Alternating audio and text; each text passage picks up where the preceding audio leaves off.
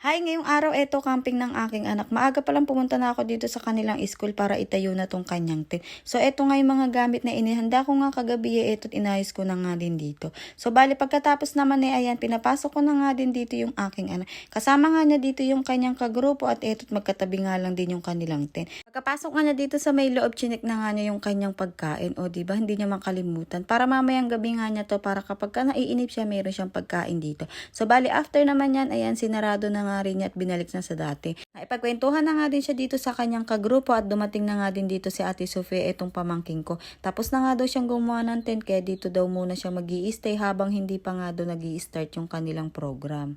Nakikinig nga lang ako sa usapan nila, paano ba naman kasi etong aking anak tsaka yung kagrupo nila ay pinagkakamalan nga ng kambal. So bali ayan, natutuwa nga lang din ako kasi nga halos magkamukha nga din sila. Nilabas nga din pala dito ni Ate Mana yung kanyang electric fan at etot naiinitan na nga siya dito sa may loob. After naman ayan, nagsimula na nga rin yung kanilang program, kaya etot sumingit na nga rin dito yung aking anak na si Baby Lian. Pumasok na nga rin siya dito sa may loob ng tent, kaya eto na nga lang yung aking kalaro ngayon. So bali ayan, tuwan-tuwa nga siya dito at etot dalawa lang kami. After naman ng program, etot pumunta muna kami dito sa may Alphamart. So bali bibili nga siya dito ng pagkain at etot nakakita na nga siya dito. Pringles nga yung kanyang napili at etot bumili pa nga siya dito ng kanyang drinks. Nauuhaw na nga daw siya, kaya sabi ko naman kumuha na nga siya. Wala pa nga siyang kalahating araw eto tignan nyo naman pawis na pawis na. So after naman niya, pumunta na nga rin kami dito sa may cashier para magbayad na. Inabot ko na nga din dito yung pambayad at nakita ko tong aking anak sa may gilid tuwan-tuwa at napapasayaw pa nga siya.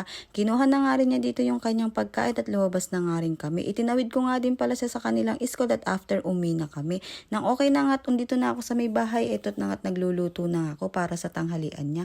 Pork stick itong aking ipapaulam para sa kanyang tanghalian. Magmamarinate lang ako gamit dito yung oyster sauce, lemon, and then toyo.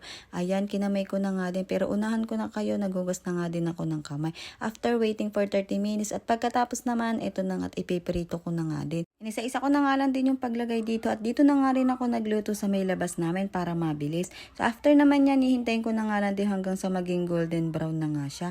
And then pagkatapos, ayan, tinakpan ko nga din pala para agad maluto. And then ayan, biniling ko na nga din para maluto yung kabilang side. So ayan, medyo golden brown na nga siya. Kaya after naman yan, hinango ko na nga din. And then magigisa na nga din ako dito ng sibuyas. Puti nga din pala tong aking ginamit na panggisa. So bali ayan, pagkatapos naman ilagay ko na nga din dito yung karne na pinirito ko kanina. Nag-add na rin ako dito ng ating sabaw na minarin at pinakuluan ko. After naman yan, okay na luto na. Kumuha na nga rin ako dito ng kanin at nilagay ko na nga din dito sa kanyang baonan. So bali ayan, hiniwa-hiwa ko nga lang din na maliit na size. At after naman, inilagay ko na nga din dito sa kanyang baonan. Atid ko na nga din sa kanyang school at eto kumain na nga siya. But anyway, yun lang muna. Thank you!